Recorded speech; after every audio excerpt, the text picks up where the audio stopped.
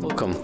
If you want to use AdBlock on your Samsung Galaxy Fold and you don't want to install or download any external applications, right now I'm going to show you how to, in a really easy way, use it through the Opera Mini. So let's go for the Google Play Store, tap on the search, and right here you have to type Opera Mini, click on it, tap on the install. Now just wait a little bit.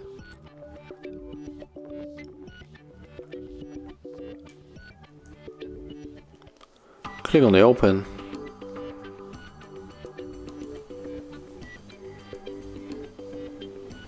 Tap on the continue. Allow and continue. And right now we have to enter the website address. I'm going to our website HardReset.Info. And I'm going to show you that every ad will be blocked here. And here is the first notification is that the ads were blocked, and this is thanks to the partnership with the AdBlock Plus. Let's click on it. We got it.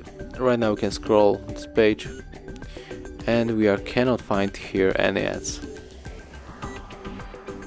And if you want to check how much was blocked, click right here and you can see it was the 16.